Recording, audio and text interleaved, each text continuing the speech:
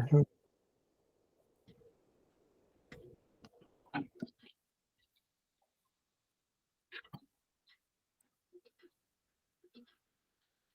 I think we're on. Yes, I guess there it goes. Public.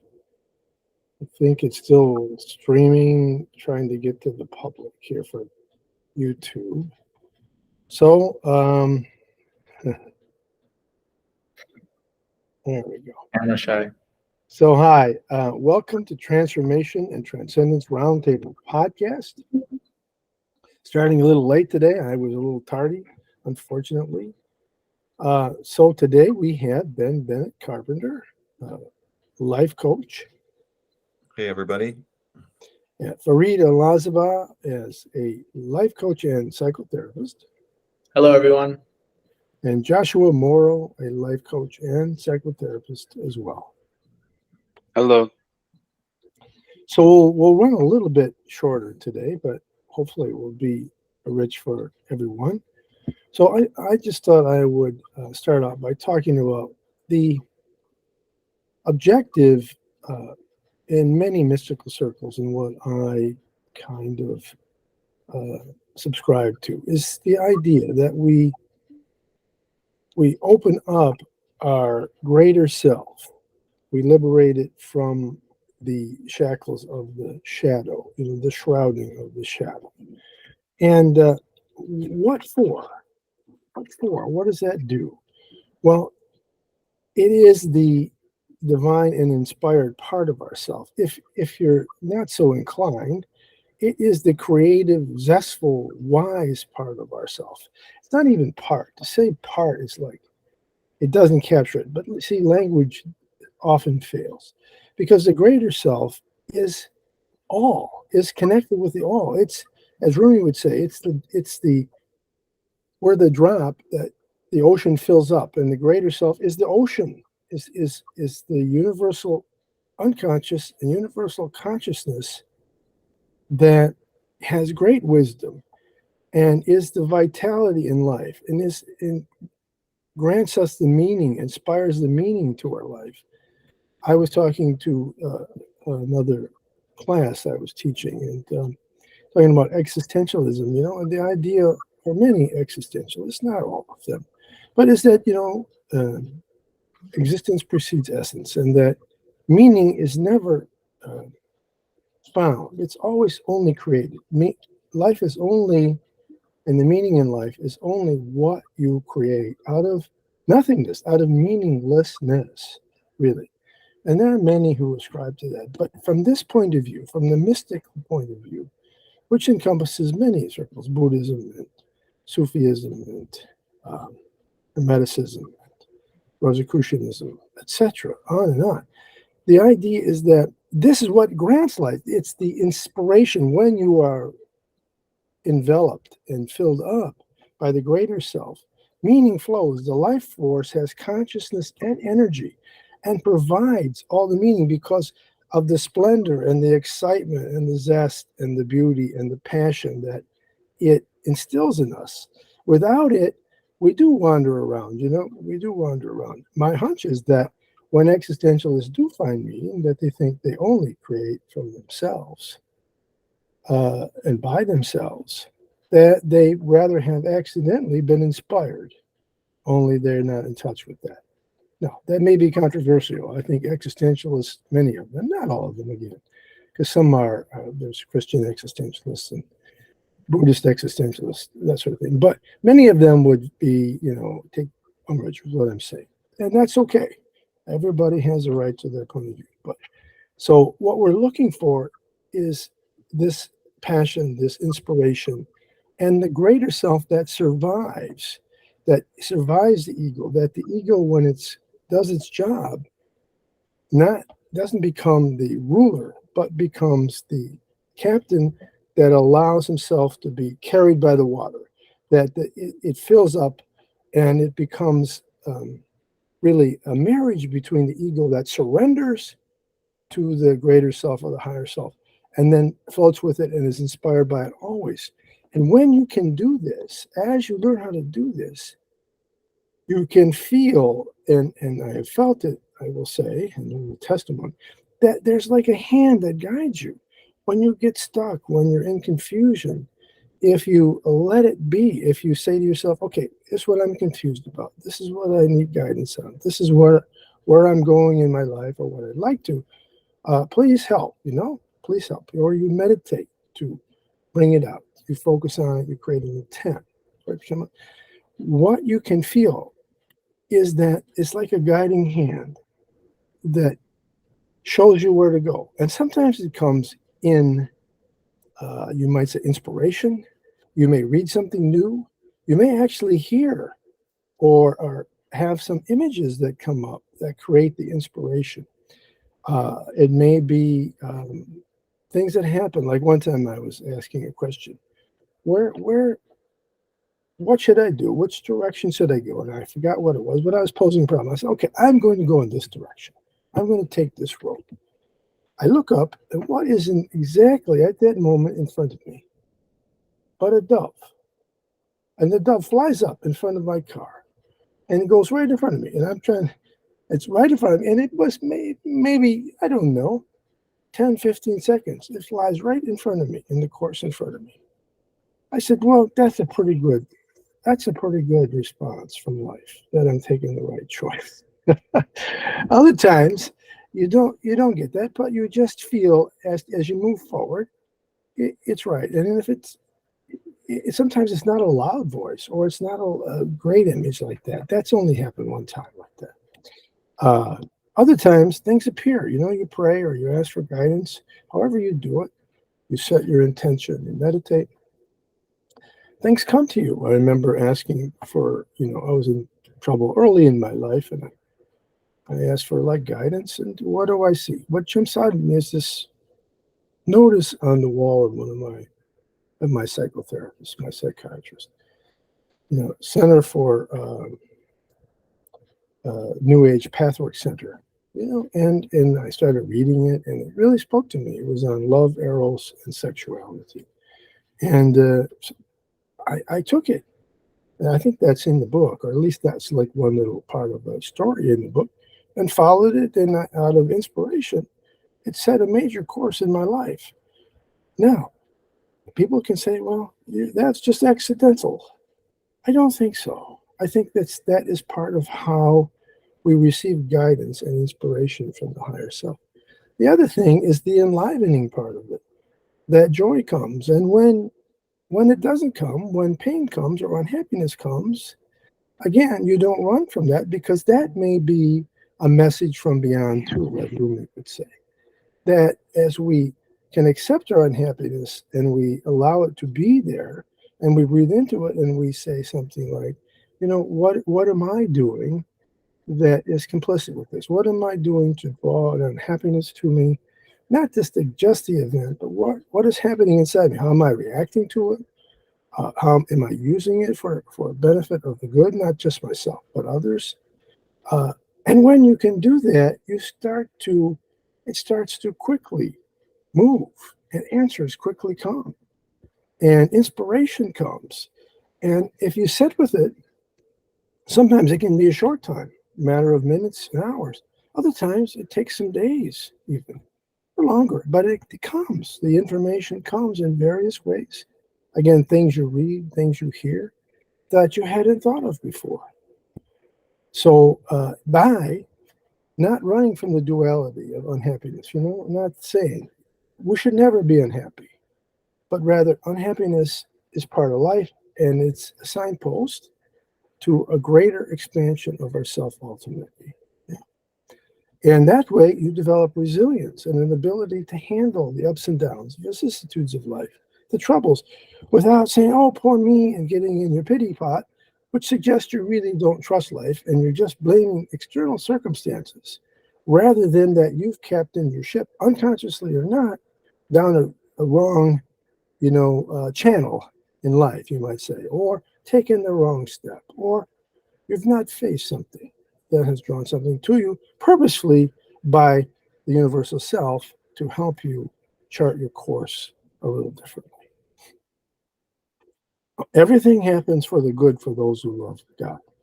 Well, everything happens for the good for those who love life and the universal self, if we take it a little bit more secular kind of way.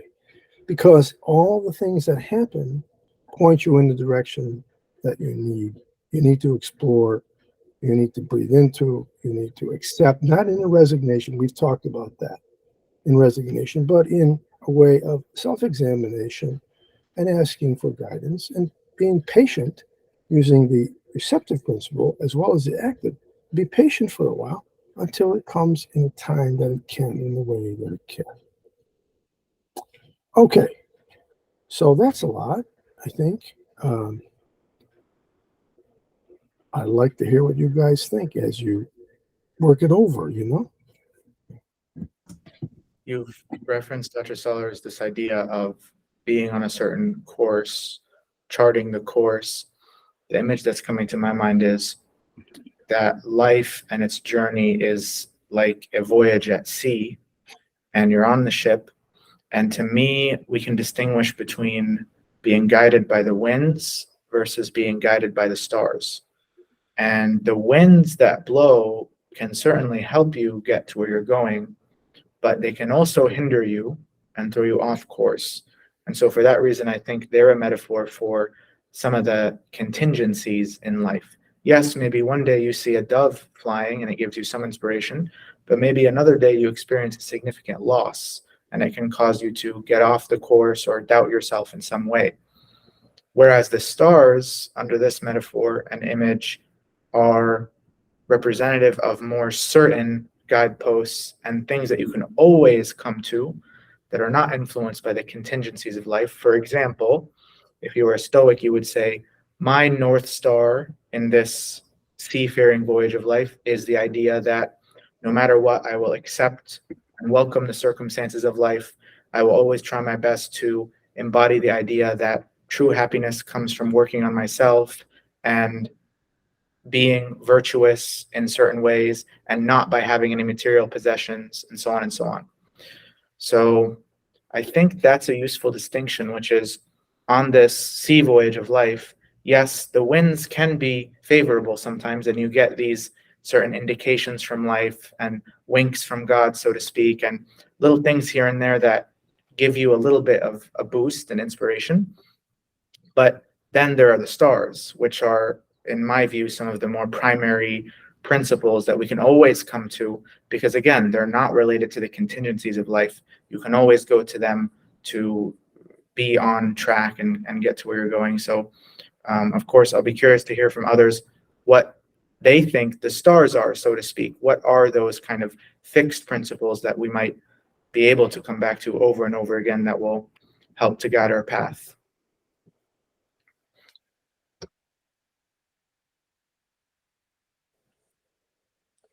Well, and I definitely don't have an answer for that question, Fareed, but I guess maybe I've sort of punt the ball a little bit, but in everything that's been said so far, I kind of think of I kind of was just thinking of some basic things like we all have our thoughts and we all have our experiences, and then I start picturing like kind of like a 2x2 table of here's what I think and here's what I'm feeling or experiencing, and then kind of like going on this little chart of now how do I feel about what's my response to that? So is it something that's positive or negative? Do I think it's true or it's false? Do I not know?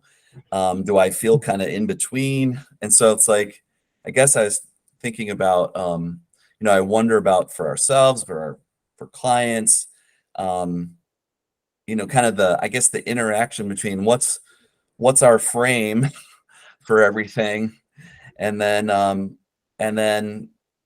kind of how that interacts with all of our experience, and we sort of like bring those two things together. And I guess I'm sort of repeating myself here a little bit, but when I bring those two things together, then I have it kind of like, to what degree is that positive? To what degree is that negative? And to what degree is it neutral? As sort of like a launching point of a place to start exploring. But I'm not sure if that makes sense or not, but that's what got Oh. That's where my gears were going. Well, they're not easy concepts, so I think we relate to them in our own ways. We're trying to work it over really to flesh it out, So that's all for me. One of the things I get from you, Ben, is this just like perspectives, like perspective taking. It's like, well, from this, looking at it from this way, this thing's good. Looking from this way, oh, there's maybe not so good of things. And like being able to have all those varied perspectives is a good place to start. And in terms of the ship analogy and the sailing, like I think of it as like, well, the stars are great, but what happens when you're sailing and you hit a coral reef that you didn't know was there, and now you're stuck and your ship's broken and you're just looking at the stars like, that's great, but how do I get out of this situation? And I think that's like, for me, that's the block. And when the negative emotions come and you don't really feel connected to that inner source or your higher self, it's like, I think of those as you haven't lost the connection, but you just don't feel it, I guess. But it's like still there, and it's like a lesson. Like I was listening to a book, and it was talking about how negative emotions are actually how we deepen our emotional life and how we grow in emotional maturity. It's not our capacity for positive emotion necessarily, which is a part of it, but it's how we handle those negative experiences and are able to hold them and not avoid them and to deepen in them. So I don't know, sometimes you just got to sit on the rocks and just pray and meditate and hope a ship comes sailing by, Maybe if you were looking at the stars more carefully, you wouldn't have hit the rock in the first place. So for example, maybe the rock Nice. maybe the rock is you've amassed a good amount of wealth and status, and then all of a sudden you lose all of it, and you're sitting there in a depression because of what you've lost. In a sense, that depression is the natural consequence of the emotional investment that you made in your material wealth. And so the star would have been, be careful not to make your happiness and well-being contingent on external circumstances, because again, like the changings of the wind, those are completely subject to the contingencies of life. So I think there is something to be said about the fact that if you adhere to certain principles in your life and are always on guard in terms of not straying from the course that is set out by those principles, I think we do protect ourselves from certain negative consequences, not all of them, but certain negative consequences that would have been possible had we not adhered to those principles. I've been listing some of them, and I'm sure it's influenced by the fact that I've just been reading a bit on Stoicism. But again, it might be different for everyone else. I mean, everyone's stars looks differently. I can't help but introduce another metaphor, Josh, since we talked about perspectives. I see perspectives like constellations. So from a certain perspective, namely Earth, the constellations exist. But from a different perspective, another planet, those constellations make no sense, because you have the Earth's vantage point, you have these stars, and the constellation are simply the way that the stars appear to us in our very specific vantage point in space. To an exoplanet, the constellations don't exist, because the constellations have nothing to do with the stars in and of themselves, but rather our position to the stars. So and you can really get philosophical by asking, well, then what is the constellation, capital C? And the answer is there is no capital C constellation. When you say the word constellation, you're always referencing a certain frame. And so then, you get people who say things like, what's my truth? What's your truth? And some people get kind of frustrated by that, and they say, well, no, there is the truth, the capital T. But I think that's just as incoherent as saying there is the constellation, capital C. It really does depend on what perspective you're taking. So I don't know where that gets us, but Josh, when you mentioned perspective, and since I already talked about stars, I must be feeling very astrological today. I can't tell you why, but that's one more. You're soaring. You're up there. You're up there. I think that's a great analogy with the constellations and our relative positions to them. Partly because as soon as, depending on where a person's coming from, some people are coming from, let's not talk about absolutes. Let's not talk about single things. Let's talk about things that are relative. Talk about things that are multiple, and then on the other hand, you have other people over on the other side of like saying, no, things aren't relative. It's one thing. Things aren't, don't give me all this. Like there is a one, and so to sort of depending on which side you're coming from. So one of the things I like about what you're saying here, Fareed, is that somebody might jump in and say like, oh, well, it's all, kind of relative and everybody's experience is sort of kind of like equally valid. But that doesn't fit the analogy, right? Because there really are stars. I mean, they really are there. I mean, we're not necessarily making up something that's different from stars. Or it's just saying like, well, my constellation is like all this right here, and everyone can sort of observe that no, that there's no constellation there. Yeah, Ben, you're deluded. So I'm kind of rambling here, but I like that that analogy sits between kind of everything's total chaos, free for all, on the one hand, and on the other hand, no, it's all just one thing. No, what I hear you saying there, Fareed, is it's in between there. That might not be. I don't know if you'll be happy with that interpretation or not, but I find that useful. Yeah. I want to hop in on that because like I constellation. We're talking about constellations today, I guess. So one of the things that I liked when I was thinking about like the constellations is like, a lot of them are Greek, and so it's like you go back in time, and I was just thinking like, okay, there's a dad and his son and they're shepherds and they're out laying, and they look up at the stars at night and they see all these stars, but in their minds, the dad has the connection. He knows this is Hercules, this is the Hydra, and then he can tell his son the story because we've transposed and projected our own narratives and our own story and our own mythologies onto the stars.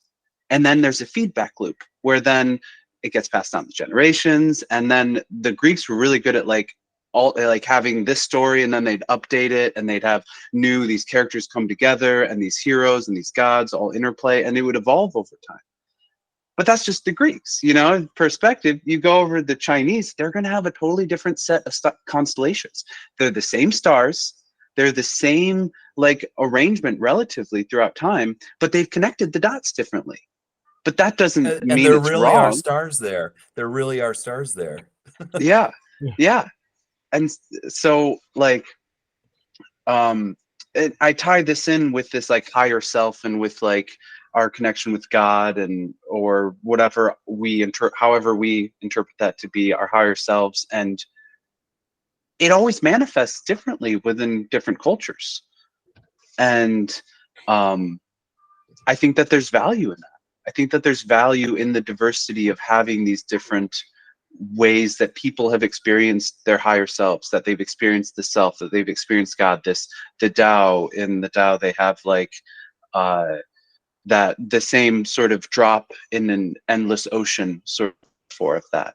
And that's where it converges at some point. All these different cultures have all these different perspectives, but as they develop and as they grow, there's this convergence where they're kind of saying the same things in different ways.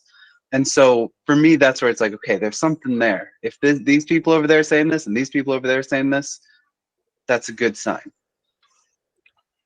Well, let me jump in a little bit. There are many paths to the top of the mountain, right? Is one way to look at the diversity, right?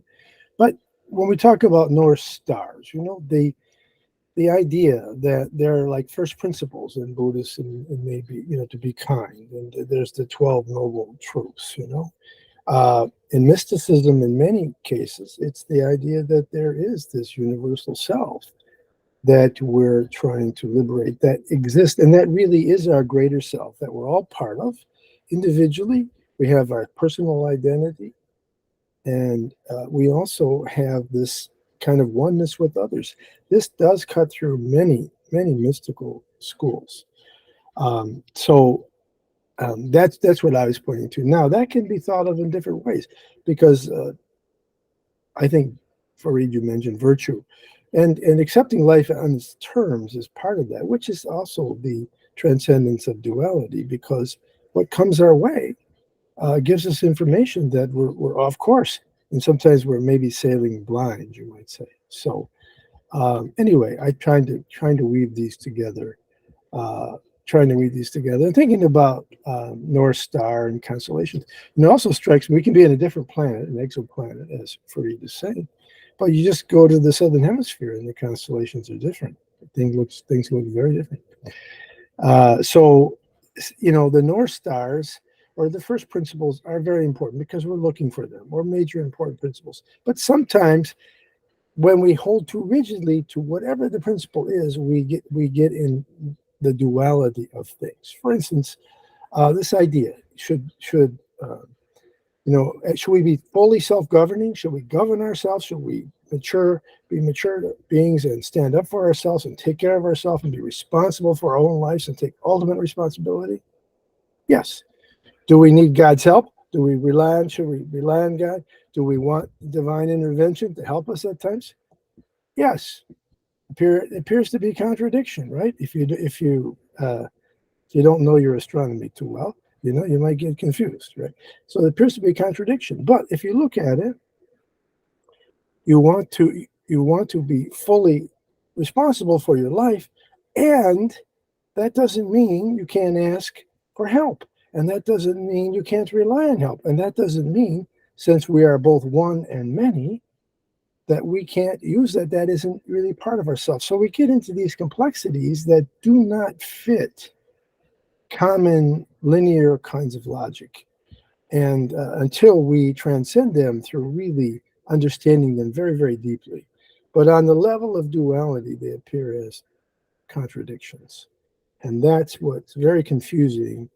But in very many mystical schools, this idea of weaving our way through these dualities, through Charybdis and Scylla, right? Sailing our way through them, to go back to the metaphor, is really, really instrumental, because otherwise we can get lost in the rigidity of concepts, which sounds a little bit postmodern, doesn't it? That there's always these kind of gray areas that we have to try to find our way through, and sometimes we don't understand. We think we understand the first principles, but we don't. So I go ahead. So I think I got in your way a little bit there for you. So.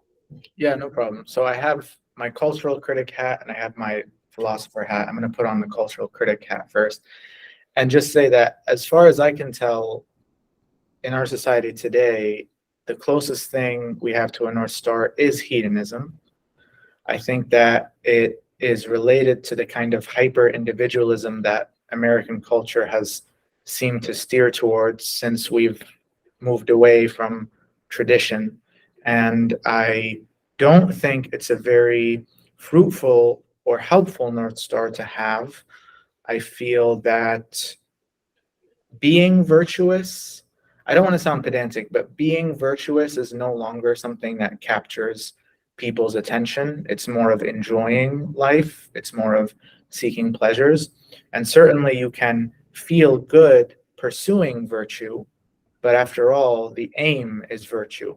And as far as I can tell, I just don't think that there are any more cultural messages or scripts that convey that message. As far as I can tell, everybody is eagerly, anxiously, insecurely clamoring to enjoy as much as possible. And moreover, to show off how much they're enjoying and make sure people know that they're enjoying life, among other things. So let me take that hat off and I'll put on the philosopher hat. As far as I can tell, Ben, what you're talking about as far as there are still stars versus the constellations, to me, that is mirroring the distinction between reality and truth. And what I would say is there is one reality, capital R. There are stars, but there are multiple truths. And truths are to reality what constellations are to stars.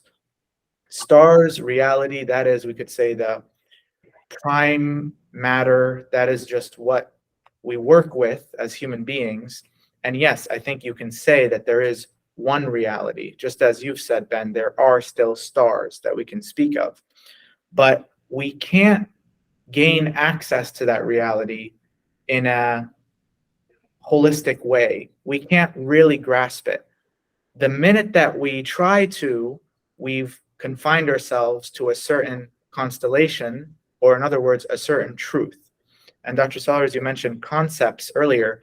That to me is the relationship between concepts and reality. You do have one reality, but the fact is that we cannot grasp the real as humans. We are symbolic creatures, and so we use categories and concepts and words to slice and cut reality, as you said, Josh, to connect the dots in a particular way. And the way that a ancient Greek shepherd will connect the dots or slice the same reality using their concepts and words is going to be different than the way that the Zoroastrian in Persia, hundreds of miles away, looks to their sun and cuts reality in their own way. So as far as I can tell, that's what you're getting at, Ben, when you say, well, after all, Fareed, yes, there are multiple constellations, but there's one set of stars.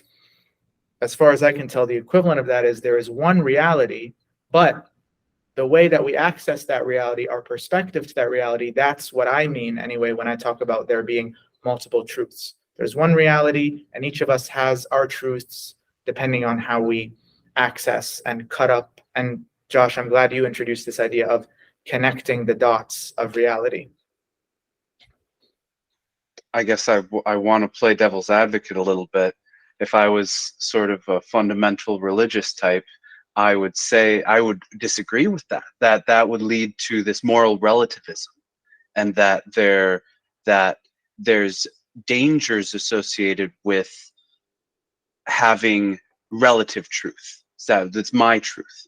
And that's why I think that there's something like, I don't quite understand it myself, but people stick really hard and rigidly to the truth. And it makes me think of the I Ching, and they talk in it about humans and people, communities connect and develop around universal truths. And so I do agree with you. I think we name them differently, but I think in some senses that a lot of the things that we name differently, the way we slice it, they're actually the same. We just call it different things because of our language and because of our concepts and whatnot. Okay, let's try to make sure we only got a few minutes. Try to point this in a direction that's really useful for client or people listening. Yes. I mean, Yeah. it's all great, but I mean, I think we can. So let's try to shape our comments. Concluding. Sorry, it's big and large and cultural right now. Yeah, no, that's okay. Yeah. My best attempt to do that, Dr. Sellers, is just to say, in response to you, Josh, you pit all of the truths against each other, and you create a synthesis that best reflects what is most universal in all of us based on our shared goals and attitudes. So I agree, the multiplicity of truths may at first be a bit disorienting, but then you realize it is the nature of humans as social creatures to come together, to discuss things, to use our discourse and our logos to come to certain agreements and arguments that, as you said, coalesce into one kind of truth that then we can all orient ourselves towards. And in the interest, Dr. Sellers, of making this somewhat useful for clients, I suppose that's what happens between a client and a therapist or a life coach, which is the client has their truth, the life coach and therapist has their truth, and using the dialogical method and the intertwining of their respective logos, they come to some kind of a synthetic product that honors the client's truth as well as honors the therapist or life coach's truth or perspective. And then you're led through the discussion into this product that, as you said, Josh, is this kind of shared understanding between the two. Ben, you want to have, thanks, Fareed. That was good. You want to have the last word there, Ben? Well, I think part of what we all struggle with is that we're dealing with concepts and words that are beyond us. That was mentioned a couple times. And so that's partly what makes it so interesting too, is we're trying with our limited noggins and bodies, just being human to grasp these things that are not graspable. So we end up with very useful concepts. We end up with useless concepts. We end up with some poetry. But that's part of what makes discussions like this and also in sessions so rich. I better stop there. Yes. Okay. All right. And so we find our North Stars. We find our first principles. We go towards them. One of them would be this, in my estimation, the uncovering and liberation of this universal self into our life and our personality that's much greater than our ego self and our small self. So that's where I started. I get to end up there. So thanks, everybody. Have a great day. We'll see you guys next week. Okay. Thank you. See ya. Thank you.